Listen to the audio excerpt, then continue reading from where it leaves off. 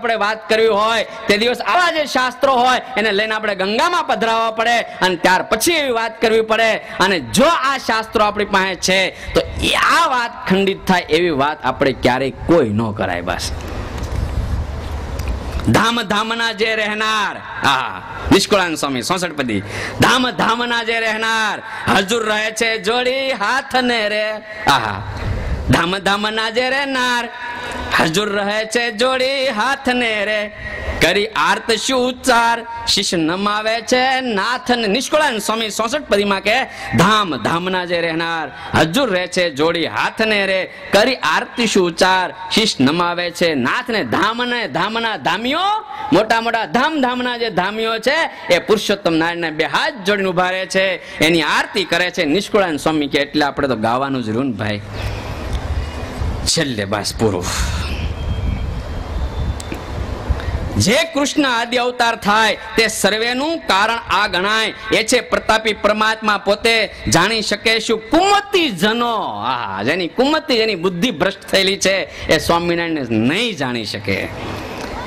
એ છે પ્રતાપી પરમાત્મા પોતે જાણી શકે શું કુમતી જનો તે, એ છે પુરુષોત્તમ પાપ હારી ક્ષરાક્ષરોથી છબી એની ન્યારી, જેનો નિયંતા નથી કોઈ જાણો સ્વતંત્ર, તે આ સૂતને પ્રમાણો. વિહારીલાલજી મહારાજ, વિહારીલાલજી મહારાજ કહે લાલજી મોટા તે કહેવાય. રામાનંદ સ્વામીને લાલજી સુથાર પૂછે છે આ કેવા મોટા વર્ણિ આવ્યા છે, કેવા મોટા છે?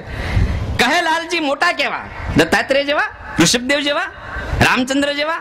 રામાનંદ સ્વામી કહે સુણો કાન, જેમ કૃષ્ણ મોટા સર્વેથી તેમ આ છે મોટા વળી એથી.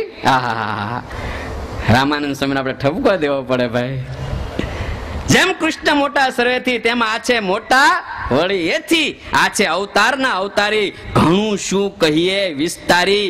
હલ્લામૃત વિહારીલાલજી મહારાજ કરોડ કરોડ આપણને વંદન હો. એ વિહારીલાલજી મહારાજના આજે મહારાજના રચેલા શાસ્ત્રો, નંદ સંતોના રચેલા શાસ્ત્રો પછી કોઈ શ્રેષ્ઠમાં શ્રેષ્ઠ, શ્રેષ્ઠમાં શ્રેષ્ઠ, દુશ્મન જેના વખાણ કરે, બે ગાદીમાં પ્રમાણ થાય એવું જો કોઈ શાસ્ત્ર તો એ છે અમારે હલ્લામૃત વિહારીલાલજી મહારાજનું રચિત. વિહારીલાલજી મહારાજ એક એક કામ ગોમતી વિહારીલાલજી મહારાજ આજ કોઈ કરી જ જોવે. વિહારીલાલજી મહારાજની કરેલી ગોમતી, અક્ષર ભૂણમાં જેટલી પ્રસાદીની વસ્તુ વિહારીલાલજી મહારાજે ભીખ માગી માગી ગામડે જઈ જઈને ભેગી કરી. વિહારીલાલજી મહારાજ હલ્લામૃત વિહારીલાલજી મહારાજ. આપણને એમ થાય શું વાત છે એમ. સર્વે સિદ્ધાંતોનો છેલ્લે સાર સિદ્ધિ નિષ્કુળાનંદ સ્વામી, સર્વે સિદ્ધાંતોનો સિદ્ધાંત એહ રહેવું પ્રગટ પ્રભુ પરાયણ. બીજું કાંઈ ન જાણો તો સુરા ખાચર ને કીધું કઈક વાત કરો ને. સુરો ખાચર કે ભાઈ આ નિત્યાનંદ ને આ બ્રહ્માનંદ આવી મોટી વાતો કરે, મને કઈ આવડે નહીં. મહારાજ કે કઈક તો કરો. તો સાંભળો સાંભળો તો કરું લ્યો. એ હું ને મારો ઠાકોર કાંઈ ન આવડે, અમારી વાત એક કે તમને યાદ ન રહેવાલા ભક્તો, તો આ સુરા ખાચર ની એક વાત તમે યાદ રાખજો. હું ને મારો ઠાકોર જગત બધું કાણું, ઠાકોર બેઠો પારણે, હું દોરી તાણું. બોલો સ્વામિનારાયણ, સ્વામિનારાયણ ભગવાન સર્વોપરી છે, ન બોલે ગધનો અને ઉપરથી બોલે નો માની ડબલ ગધનો. આટલી વાત અમને આવડે. વાહ વાહ સુરો, વાહ સુરો, વાહ. સુરાએ તો ઉપનિષદ ની વાત કરી નાખી. આમ વાહ, મહારાજ રાજી થયા, પાઇટ ઉપરથી ઉભા થયા, સુરા ખાચરને ભેટા હો ભાઈ. સાર સિદ્ધિમાં છેલ્લે સ્વામી કે સર્વે સિદ્ધાંતનો સિદ્ધાંત એ જ રહેવું પ્રગટ પ્રભુ પરાયણ, મન કર્મ વચને કરી ભજવા સ્વામિનારાયણ. બસ આટલું કરો, બીજું કાંઈ ન કરો તો કાંઈ નહીં.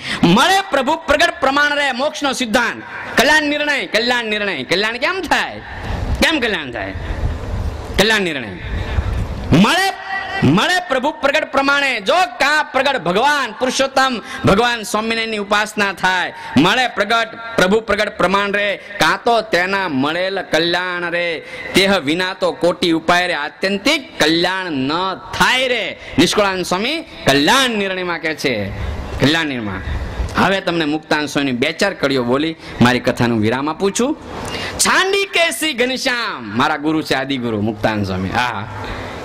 ગુણાતીતાનંદ સ્વામીને ટ્રેન કર્યા છે મુક્તાનંદ સ્વામીએ.